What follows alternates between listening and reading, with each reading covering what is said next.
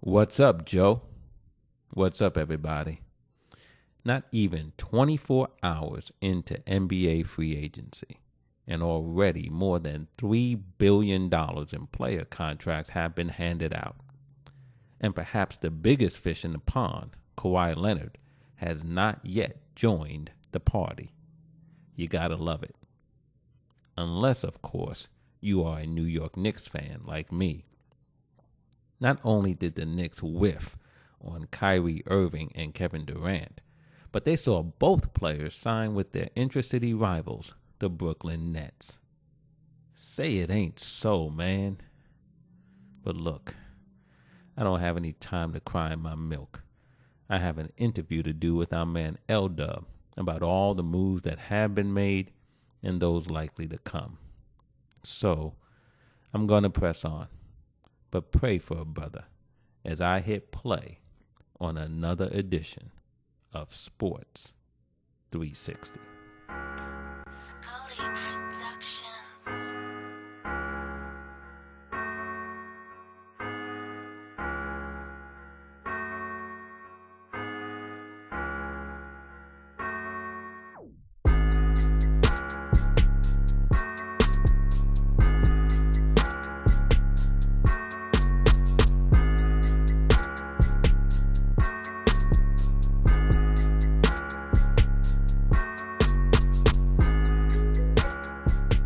Well, I'm on the phone with my man LDub, sitting here on July 1st, not even 24 hours into NBA free agency. And LDub, I'm already tired, man. How you doing, man? All these deals flying back and forth. How you hanging in there? Man, it was happening so quick. I got a little dizzy there, but I came out all right, man. I think it's probably settling down a little bit more now that all the big names, a lot of the big names are already gone. So now they can sit back and kind of see where they are, each team, and then just try to put the needy parts there. Yeah. I mean, things moved very, very quickly. And obviously there were a lot of rumors heading into last night's free agency, which was 6:00, right? It was a different time this year, which I thought was really good. But man, you're talking about some real changes in the NBA. And I believe, Dub, if we're going to be talking about this, we have to start in Brooklyn, where, by far, man, the Nets were the winners in the NBA free agency sweepstakes so far. I say so far because Kawhi Leonard is still out there. But, the Nets, Kyrie Irving, Kevin Durant, DeAndre Jordan, also part of the mix as well. And if we're going to talk about the Nets being the big winners, then the other New York team, my team, unfortunately, the New York Knicks, ended up being the big losers. But let me get your thoughts, man, on the Nets and what they did and how they pulled it off. What do you think about all that, Doug? It went down like it was orchestra, man. It was almost like they knew the concert was going to be there. They already had rehearsed for it, and it just went in when Kyrie left Boston to go there. Then you heard KD was about to go there, and then they definitely, knew that they were going to need another part, even though they have a young kid from Texas there, clogging up the middle. They shared some money to go get DeAndre Jordan, man, to come there, another big guy. So they already made themselves contender. Even though Durant won't be playing this year probably, just the adrenaline alone of knowing where the Nets finish this year with the added pieces, I think it'll carry over. And I personally know Sean Marks, the GM, from Australia, used to be with the Spurs. The guy is he thinks the game of basketball. He's one of the few 7-footers that I ever saw, and met that really just thought the game. Even when he was playing, he was thinking like a coach. Most big guys think the game, but they don't think like the coach. That's the point guard's job. But Sean Marks actually, talking to him, we used to have conversation, and, you talk as if though he was a point guard. So I think he really showed his knowledge of the game by trying to put some of these people together. And hey, I think they're going to be here for a long time, man. They're going to be a team to reckon with. Yeah, and let me tell you something. I don't really want to be hearing all that so much because I'm a Knicks fan, and so I'm just gonna be truthful, man. And it's hard because I've been a Knicks fan for a long time. I mean, I was a kid when I listened on the radio, man, when Willis Reed came out the tunnel in Game 7. You know what I mean? Right. I mean, I remember listening to that game, and I remember the finger roll, Patrick Ewing, when he finger rolled and missed a point blank layup against the Pacers, and the Knicks got bounced out of the playoffs. I mean, it's been one heartbreak after another with the Knicks, and now they lose out to the Nets on two of the bigger free agent players this year after planning. Right, the Knicks planned for this free agency; they were ready for it. They told it. They traded Kristaps Porzingis in order to get enough space for 2 max players. So they did all these things. And at some point, we're going to get Zion, KD, and Kyrie. 0 for 3. So that leads me to ask you a question then. If they did plan for it and was planning on spending that money, how all of a sudden did Dolan come up saying he wasn't ready to spend that much money, give KD a max deal when everybody else was trying to give him a max deal? That's like asking me, how do some people see Bigfoot? You know what I mean? Like, I don't understand. There's some things I can't explain, Dub. You know what I mean? Like, I can't explain why some people claim they seen Bigfoot. You know what I mean? And I can't explain Dolan. I cannot explain why, everyone knows KD has the ruptured Achilles. Got it. Right. But the other 3 teams, right? The Clippers, the Warriors, the Nets, the Knicks, right? But the other 3 were willing to go all in on a max deal for KD, right? Except the Knicks. And here are the Knicks, probably of those 4 teams, in the worst position competitively, right? Not only, last year, but in the recent years. And they're the ones who are going to talk about, we're kind of concerned about his Achilles, when the other teams are going all in. To me, if you're in a competition, if you're going to lose out on KD, you go out shooting your best. You put it all out there. And if he decides to go to the Nets or whatever else, at least you did everything you could. But you're not going to put all, and we're talking about the Knicks, Dub. They print money, man. They've been having sellouts at Madison Square Garden, even though they've been one of the worst teams in the league. Right. And they're going to say that they're not going to take a risk on Kevin Durant because he's in.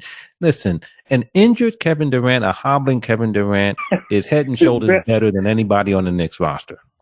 Well, first of all, the reason that he, Dolan or anyone in the front office couldn't use that excuse wouldn't hold water. First of all, you've never seen R.J. Barrett play a minute in the NBA, but you willing to give everything for him and, a couple other people that you've signed over a year. That's what you're paying for potential. We know what KD offers, on a nightly basis for the last 8 years or so that he's been in the league, 10 years actually, that he's been in the league. You know what he's bringing every night. He's bringing fire. So you're going to spend your money, spend it on something that's worth spending it on. That's a proven player, as opposed to, you're spending all this money on somebody that hadn't played 1 minute in the NBA. Not that he won't do good, but I'm saying you couldn't use that argument that we don't know what KD might do. Well, no one does, but we know if he's anywhere close to KD, he's better than, 95% of the NBA. So right. He's worth it. Right. And the other thing, Dub, is you have a team right in your own backyard who, the reports were prior to free agency opening up, Kyrie was going there, right? So they're getting Kyrie. the Nets were a better team than the Knicks last year. They're now getting one of the preeminent point guards in the game. Okay. To me, that puts more pressure on the Knicks to try to land KD. Correct. And you don't put your best foot forward, and now the team in your backyard not only signs Kyrie, but KD as well. I'm telling you, it could not have worked out worse for the Knicks. And unfortunately, I can say this to you, to Dub, that as a Knicks fan, as much as it hurts, is not surprising that somehow the Knicks would find a way in this summer where they set everything up for 2 max players and made all the moves and everything else and the promises, that they would come up empty. Now, you and Stephen A. didn't get together and talk about this because y'all saying the exact same thing. I mean, he's saying the same thing. He didn't want to talk to Max because Max kept talking about the Nets. And, kind of hurt his feelings. He was telling me, man, I've been a Knicks fan for so many years that, so basically y'all are saying the same things, man. And, like I said, my condolences go out to both of you guys, for losing the team. But, hey, man, they brought it on themselves, man. No, it's no question. No Money question. Was there. Yeah. And you know what, too? And we can move on from my woe-begone Knicks. But interesting thing about Stephen A. Stephen A. and I both grew up in Hollis, Queens. Okay. I don't know Stephen A. Stephen A. is a little bit younger than me. Right. So we, didn't run in the same circles, apparently. You know what I mean? Because when you're a teenager, man, there's a big difference between being 14 and somebody being 9. You know what I mean? You get to be a man. 5 years is not that big of a deal, but at that time, it's a big deal. So I never met Stephen A. I'm sure if I did, if he had anywhere near the mouth he has now, I would have heard him back then. Right. or if he had the game, one of the two. That's what I say about it. Stephen A., no one ever heard of you, man. I mean, come on, man. Quit talking to people like you was the superstar. But anyway. Yeah. So anyway, I mean, maybe that's the reason that we see this the same. Both from Hollis, Queens, both longtime Knicks fans. But it's tough, man. But enough of that. But congratulations to the Nets. But here's the other thing. And you know this better than anybody, Dub. You've played, you've coached, you've done a lot of things in this game. You still have to play the games, right? Yeah. You don't win because of who you have on paper. You still have to play the game. So congratulations to the Nets, but games still need to be played, and we'll see how it works out. Chemistry is going to be a big word used throughout this whole process right here. When you get any analyst on TV and someone's going to talk to him, if he's honest, he's going to say it all depends on the chemistry, because you got all these moving parts that are coming in. Yeah, may have a better player, but does he fit for your team? And it kind of leads me to what we were talking about with Jimmy Butler a while back, talking about, what he did in Minnesota. My thing is, okay, let's just show you how two-faced people are. They believe in second chances. But here's the guy that made a mistake in Minnesota, or whatever happened in Minnesota. Not to say it's his mistake, but they deemed it was his mistake for getting on the young kids. And, I mean, they won't let that title go. I mean, I thought Jimmy fit in real well with Philly, and I really thought if Jimmy really wanted to win, he'd have stayed at Philly, and he would have got paid also at Philly. But, I mean, like you say, this is supposed to be a democratic society where people get to make choices. And if that man chooses to go to Miami as opposed to staying in Philly, cold weather, nice weather, whatever his reasonings are, I don't think he has to carry that baggage of what he did in Minnesota, by all these people that are talking about him. Why can't he just make a decision, go there, and let's see? I mean, like I said, the game's got to be played anyway, so let's see. But I think losing D. Wade and you getting a Jimmy Butler, another Marquette guy, and they basically, playing the same roles at the end of D. Wade's career. Him and Jimmy playing about the same, so I think it's a perfect fit. I know the guy works, and that's one thing I know personally because he plays pickup ball here in Houston. in the summertime at a little University of St. Thomas. I mean, he's in there faithfully, going at it. I mean, he's going. So that kind of, I still kind of feel bad about all this. In the good of all this free agency, people still got to put their little salt on this young man, whom I think is a great person. And that's all you can ask him to be, is a hard basketball player on the court and a good person off the court. Whether or not you agree with his tactic of motivating his teammates or not, I mean, if you're not in the locker room, you can't say one way or another whether he is or isn't, Right. And, for me, I think whatever happened in Minnesota is yesterday's news. And if anybody wants to bring that up, that's on them. I don't think Jimmy Butler's concerned about that right now. And, it's going to be interesting. I mean, because he goes to Miami in a sign and trade. But let's talk about the Sixers, though, because he was on the Sixers, and you said, you thought he might have stayed there if he wanted to win. The Sixers made some interesting moves, right? They re-signed Tobias Harris. They lost J.J. Redick, though, right? He goes to the Pelicans, right? And then, but the Sixers did sign Al Horford. So let's talk about the players that they did get or keep. They kept Tobias Harris. They got Al Horford. What are your thoughts about what the Sixers did? Hey, I think it's a great move because now, like I said, I think it puts Embiid on the block more, short corner and on the block. It won't have to play outside so much, taking a big out. With Al Horford playing his natural position at the 4, stretch 4, I think it's really going to open it up. But you said something very interesting. They lost a key part. I mean, J.J. Redick, it took him a long time to become an NBA, player that he became. It took him 6 years to really figure out how to get his shot off, when to get his shot off, and stuff like that. But when this guy did figure it out, he was one of the best at it. I mean, the release is quick, and he's instant offense. Just when he steps on the floor, he automatically holds the attention of his defender, and sometimes two defenders, are constantly thinking about him. Without that, and a guy can just play off his man and help out, it's going to make it a little harder for them to score if they don't sign another shooter.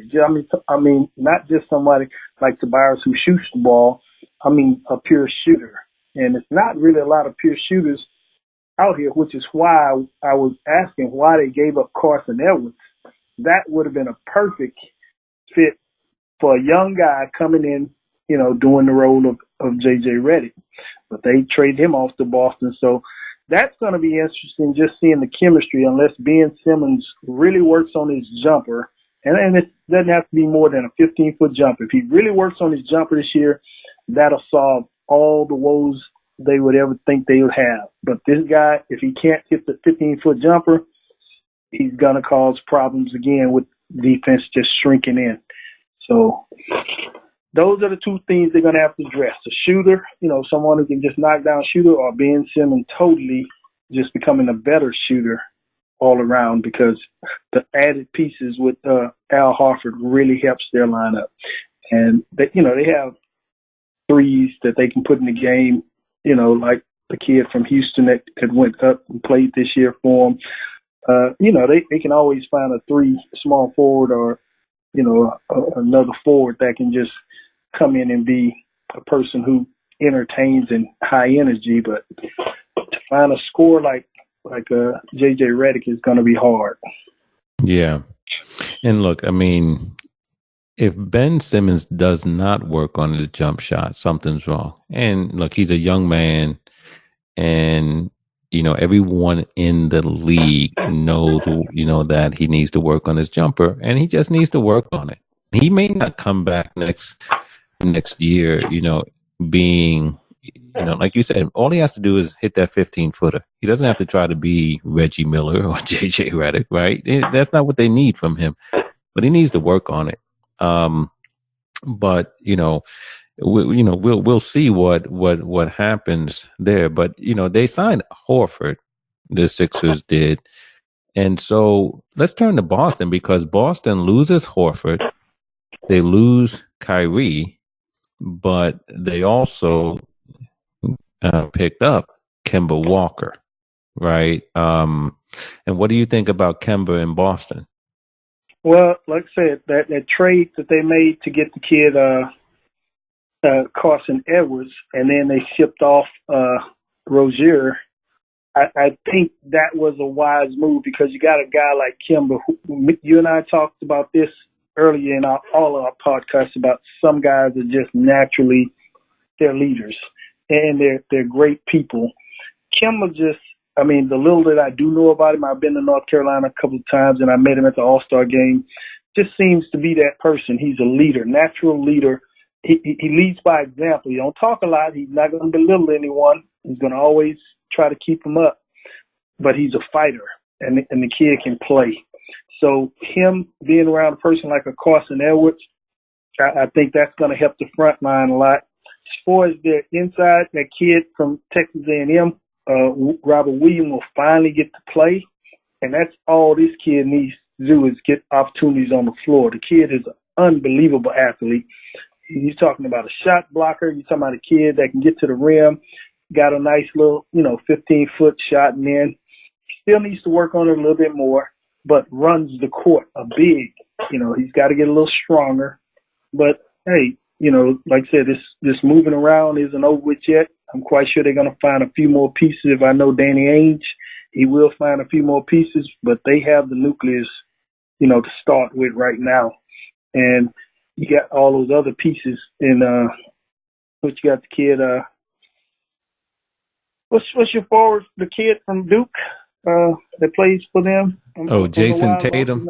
Jason Tatum, you got pieces to work with him and the kid that played at Cal, and I mean you got the pieces. It's just like I say, you need that leader that we don't think Kyrie was at Boston. I'm not saying he's not a leader, he just wasn't at Boston. Kemba, I think, is gonna help these guys tremendously. Yeah, I agree with that, Dub. I mean, I still think Boston is one of the more intriguing teams in the league because of their youth and their talent. I still think Brad Stevens is a good coach. I just think the Kyrie Boston marriage just did not work. And sometimes that happens. And, Kyrie has moved on and now Kemba is there. And we'll see what happens. But they certainly still have a very, very talented and a young nucleus. So I still think they're one of the more promising teams out there. But what about the Bucks, man? Another promising team, a team that, I think we both picked to go to the NBA Finals. Toronto obviously went to the finals and won the championship. But the Bucks did keep Chris Middleton. They brought back Brook Lopez. And as you said earlier when we were offline, they also signed Robin Lopez. But they did lose, Brogdon, right? We're in a sign and trade. So some good and some not so good for the Bucks. But when you look at Milwaukee, how do you think they fared? They're going to go as far as Hill and Bledsoe take them because everybody else is the same. You know what the Greek Freak's going to bring. You know what Milton's going to bring. You know what Lopez is going to bring. You know what the bench players are going to bring. They just going to have to find out which one of these two kids, Hill or Bledsoe, that is going to leave. And I'm thinking if Hill isn't upset with them trading him, waiving him and, with the intentions of not bringing him back, and then all of a sudden they make this deal and they got to bring him back. If he can get over that part, and I think he's a heady veteran that can make things work because you don't need really a guy that's shooting the ball at the point, a scorer, a flashy guy. You just need a smart guy that knows what's going on during the game and who to get the ball to, what situations this game works, what situations are not working. And I think Hill is that kind of point guard. If Bledsoe is having one of those games, you can move him to the 2 where he can shoot a little bit, even though Milton, can slide to the 3. 2 and the 3 is the same position in the NBA. I don't even know why beef about who's the 2, who's the 3. It's the same position, just on different sides of the floor. We running a different play for you. So if Bledsoe is having one of those games where he's hot, and things are going his way, then you put him in. But as soon as you find out it's not, you turn the team over to George Hill, and let him do his thing. I mean, I see the Bucks being right back where they were this year. And notice we've been on the East. You've been in the East. That just tells you right now, 2 years ago, we wouldn't even been talking. 2 or 3 years ago, well, I'll just say 3. We wouldn't even been talking about the East right now because we already knew whoever was going to win was coming from the West. But that shows you now a little bit more of the parity, especially in the East. And these guys can play. So we just talked about 4 teams in the East with the Nets, and, the Celtics, the Knicks, and the Bucks. Well, the 76ers and the Bucks. We did mention the Knicks, but they're not in the mix. So I really don't want you to think I'm You don't have to rub it in. I know. I was just going to tell you, I really don't want you to think I'm hopping, because you know what? The team that I'm here living in, the city, Houston, hey, they're in worse shape than you. They're in turmoil, and they're in worse shape than the Knicks. At least the Knicks did get somebody. Man, we're still talking about trading everybody off, and hopefully James Harden and Chris Paul can coexist without fighting on the court. Yeah, so. I mean, you at some point, man, that might be worthy of a show by itself, because I don't know what happened there, but all of a sudden, all this stuff started coming out. Like, where did this come from? You remember what I told you earlier? I said, when you're winning, everybody sweep everything under the rug. As soon as something bad go down, you start losing, they'll take a fan and raise that dust up and let it go everywhere, man. And that's what's happening now. They lost. And when you lose, people don't handle it too well. And now all the dust is flying everywhere with that big fan blowing it everywhere for everybody to hear it and see it. Right. Yeah. Well, let's go out west, because I think there are a couple of interesting things out there, even though most of the moves, as we've been talking about, the major moves. I mean, there's been other moves, right? Harrison Barnes re-ups with the Kings, right? That was a pretty big deal. Kristaps Porzingis re-ups with Dallas on a max deal. And there were others, but certainly, Kyrie and KD, Chris Middleton, those guys were really looked upon as being some of the major prizes here. And we're going to talk about Kawhi. We haven't gotten to him yet. But if we go out west, let's start with the Warriors, right? Because, ding dong, the witch is dead, because the dynasty's over. It's done, right? I mean, they lost Durant. Clay, they re-up with Clay. He signs a max deal, but he's out for next season. They have a trade for Iguodala.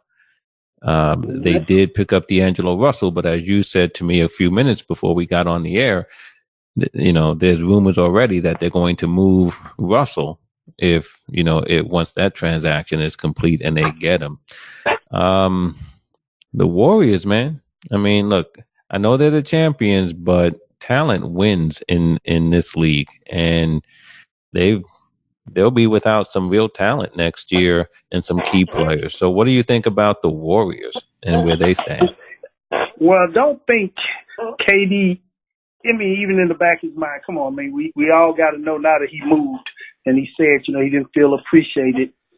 In the back of his mind, he's saying, now let's see about the big 3, which was always, before he got there, was Clay, Curry, and Draymond.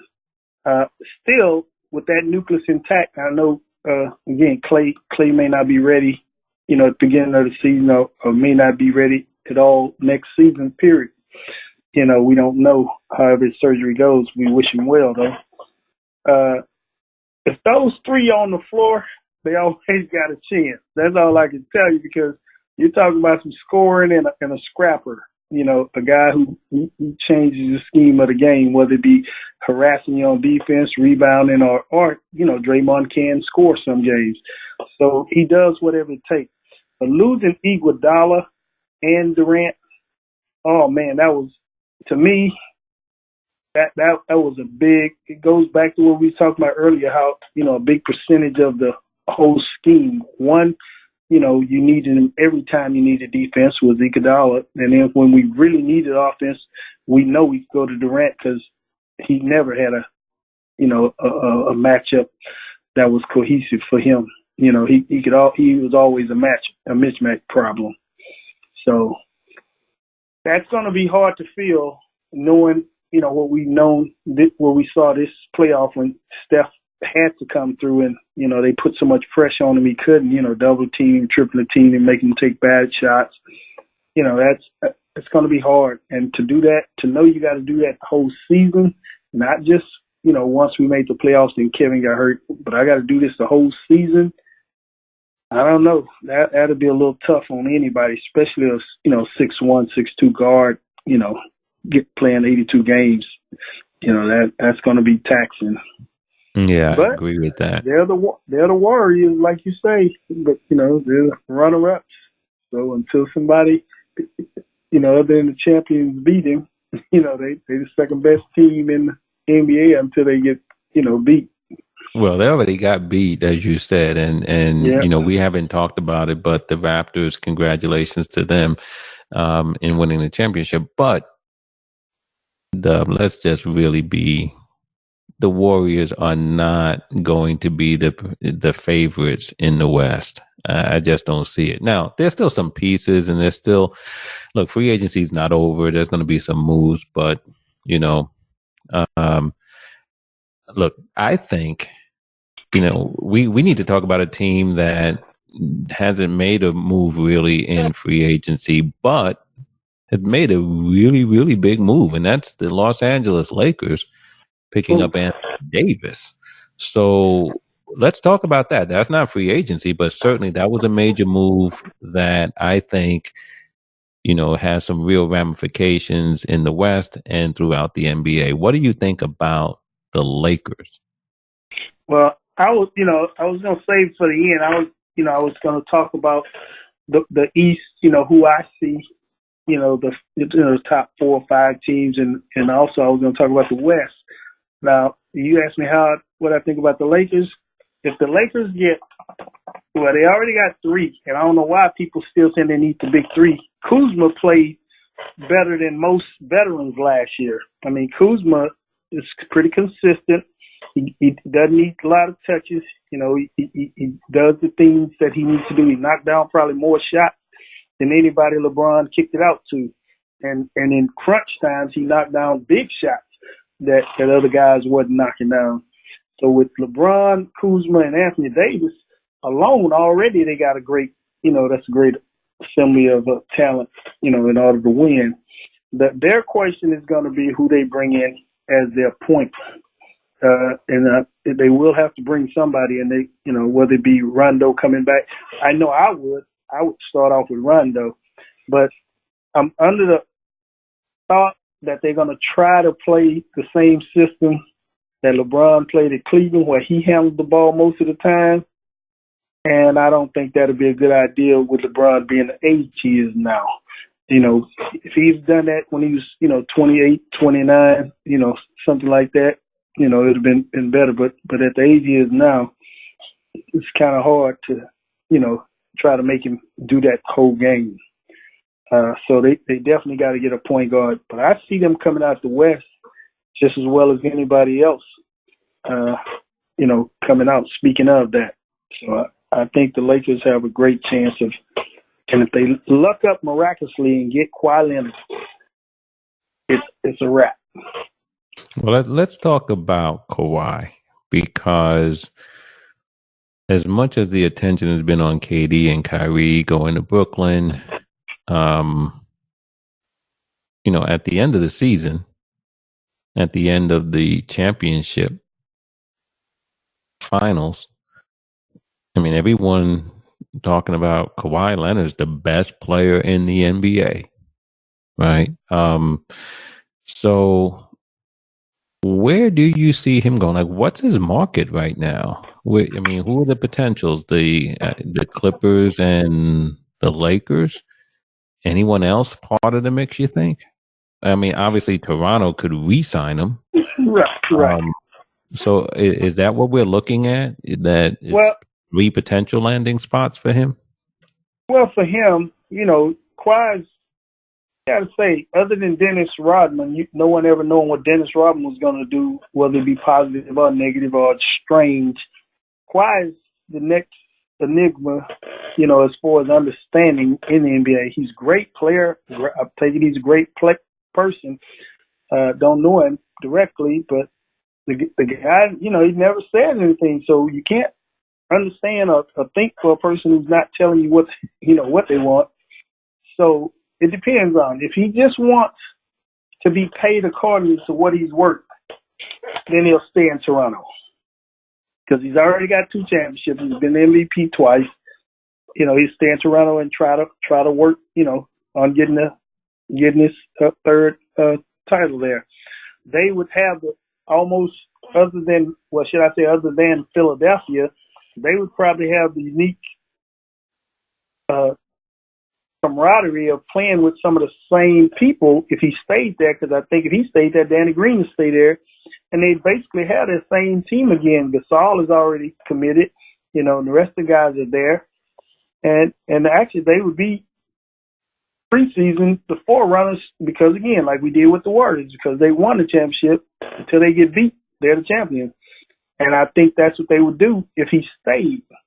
However, if he's trying to win more championships and he wants to be closer to home and, he's made some money and he said, yeah, I'm going to get some money, then he'll go to the Lakers. I know everybody's saying the Clippers, but, really he go to the Clippers, he's dealing with the same thing it was starting out to be when he was with Toronto. Got some young guys he's working with, and he's working, and they're good, but you don't know what the result's going to be, and he's going to have to work his butt off to get them back there, and I don't think he can go back-to-back like he did this year. Again, we thought he couldn't even go, four rounds in the playoffs the way he did, but to say he's going to do that a whole nother season, I'd bet money on that it won't happen. He'll be tore down because he basically carried Toronto across the finish line on his back. So I think if he wants to win championships, he goes to LA. If he wants the money, then he'll stay in Toronto. That's my thoughts on it. Yeah. And what's interesting, though, is what you said earlier when speaking about Kawhi, and that is he's kind of an enigma, right? You don't really know what he's thinking. He doesn't say that much. And I think whatever decision Kawhi is going to make is going to be for a Kawhi reason. It's not going to be one of those logical kind of, is it about money? Is it about best chance to win? He's going to make his decision probably, and he won't tell anybody, so we won't ever really know.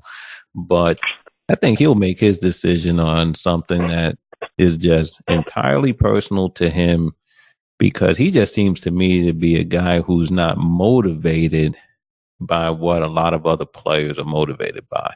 And he certainly is not going to be swayed by people's opinion of him. And in some ways, my hat is off to him, because it's very difficult to do that today, especially when you're a high profile athlete like him. But, to me, that remains the most intriguing story in free agency in the NBA right now is where will Kawhi Leonard end up? Because, as you said, it seems to me if he ends up in Toronto, they become one of the favorites, right? As you like to say, until you beat the champion, they're the champion. If he goes to the Lakers, it seems to me they become odds-on favorites. I don't know about if he goes to the Clippers, though. But, wherever he goes, I think he's going to make a real difference, obviously, because I think he is one of the best players in the game. So we'll see how he goes. But let's go back to what you said, East and West. Who do you see as the top? Not 5, because let's say 8 make the playoffs on each. So who are the top 4? Actually, it's funny you said not 5, because the 5th, I put 5 because it's situational. Like Toronto, I got them 5th if Kawhi doesn't sign with them in the East. They'll finish 5th. But the top in the East, I had Philly. if Kawhi signs with Toronto, I got him second. If he signs, if he doesn't sign, they're fifth. I got the Bucks coming in after that. The Nets in Boston. That's in the East. Where's the Knicks? At home, where they watching the game with me and you. Okay, wait a minute. Wait. Okay, July 1st, 2019, 4:02 Eastern. You said the Knicks aren't going to make the playoffs. I will see you in April. Okay, now that's not what I said. You asked me to tell you my top five, but I You said they'd be home. I know. I said that to be joke. They will be home by the time these here guys here are playing. Okay. Okay. All right. Yeah. All right. So you're changing up on me. All right, I mean, look, man, Damon Dotson on that team, and that's a young man from here that I have personal ties with, and I wish for different reasons than you, though, that they do make the playoffs. I mean, because they have a good team. You just got to put some people around them. All they really need now is one big name player. They got to get somebody that makes a difference. Yeah, but they spent all their money. They spent all their money. I mean, they went out there and they signed Taj Gibson and Julius Randle. I mean, I like Julius Randle. A nice player. But they got Julius Randle, Wayne Ellington, Reggie Bullock. Alfred Payton. Todd Gibson, and then they got Portis. Oh yeah, Clinton Portis. Yeah. So. But like you said, you guys are forgetting. Everybody seems to be forgetting. It always starts off like this, but you got till January the 10th trade deadline, or January the 7th, or whatever, to make your team what it is. And believe me, the first half is not going to win. The playoffs. Somebody's going to come the second half and make their run. So you still got trading that can take place after all of this. And that's what I'm saying. They're putting themselves in position to get a couple of good players that they could probably get rid of 2 or 3 of them, to get a good player. So you just got to find the chemistry. They got some good chemistry with those young players that played last year, if they could keep it going. But like I said, it's to be seen. I can't speak of the unseen yet. We have to wait and see. Okay, so that's what about the West, though? Okay, so so let's just repeat that, though. Philly, Toronto, Milwaukee, the Nets. Put an asterisk by Toronto only if they get Kawhi, right? And then Bucks, Nets, and Boston. Okay. And what about out West? Out West, I got the Lakers. Right now, Utah, Denver, Mavericks, and the Clippers. You know why OKC is not in my group? Because again, I spent too many times that I put expectation on OKC, but they always fizzle out. And I don't know if it's the coach. I don't know if it's players just get burned out. But I mean, I don't know what it is. They just let you down. And I'm like you said I'm not gonna go 35, 40 years of letting somebody let me down. Give me once, shame on you. You give me twice, shame on me. After that, I mean, so, hey, I didn't put them in. I think they'll finish. They cool with finishing 6th, 7th, and 8th, so they're not in my top 5. In there either. And I didn't, because Portland got rid of a lot. I was gonna get to that. Portland got rid of a lot of pieces too now, and again, I don't know if Lynn is signing back. He's still out there. I think they worked the deal, but I don't know if it's done yet.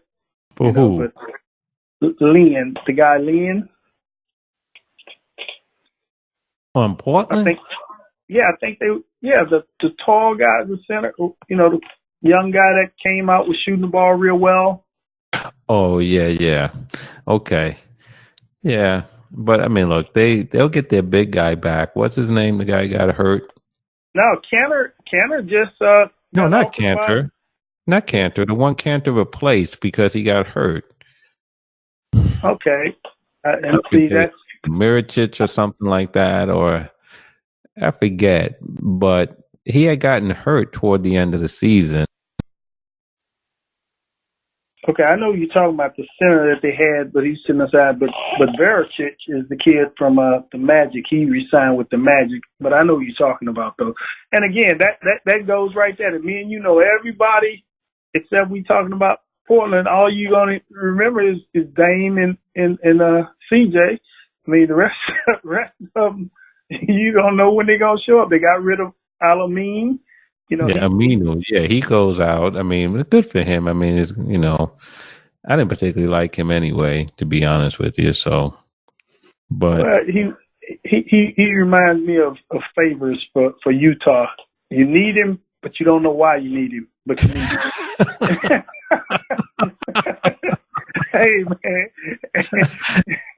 Hey man, Favors just got paid too, so somebody knew they needed him. I mean, he just got his deal. And Lillard got paid. Lillard got 196. Jamal Murray got 170. So you know what? I saw a report that I think it was last night, or maybe it spilled over into today, but over $3 billion in contracts. Right. That was today. I saw it this morning. Man. Yep. It's all in one day. That's a lot of money changing hands in one day. It sure is. But here's the thing. For anybody out there who says players get paid too much because look at all what these players are making, please understand they're being paid this money, which means that the clubs are making a whole lot more. So I don't want to hear it. These are extraordinarily talented players who are doing what very few people in the world can do. And they're generating tremendous amounts of revenue, and they should get paid. Case closed. I just feel one of the best trades, teams that made best trades with Utah, man. When they got Conley and got rid of the kid that they sent to Phoenix, Rubio, right there changed the whole scheme. And I know Quinn Snyder, man. Quinn Snyder's an in-your-face, intense guy. He right now just having Mike Conley, they're finna up their scoring. And they were pretty high scores this year. I think they were like 115 points average. They're probably going to be averaging close to the 120 something with Conley now because of the pace of the game. And I think it'll lead into those young guys that like to run and shoot, open shots. They'll get more open shots now. Mitchell will get more. You don't have to wait for the defense to get down and get into sets. With Conley pushing the ball and making great decisions, I think it's going to up their scoring probably about, anywhere from 8 to 10 points more a game. And they were a force to be reckoned with last year with the big boy playing defense, Gobert. So now that they acquired that other kid from what's his name, I can't even pronounce his name, Bogdanovich. Yeah. Mm-hmm. And they got Ed Davis coming off the bench, who's again always a quiet assassin, rebounding and scoring and playing defense. So I think they actually had one of the best,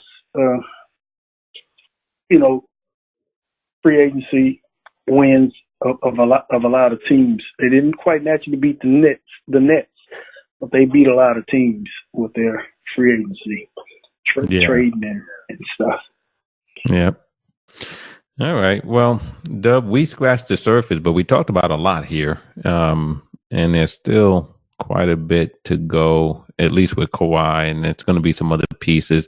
I mean, you got guys like DeMarcus Cousins still out there and, some others, but a lot of activity, man, in less than 24 hours. And so it's, NBA continues to dominate the headlines even during the off season so far. So, but listen, man, good catching up with you, man. You too, man. We're going to be out in Vegas next week.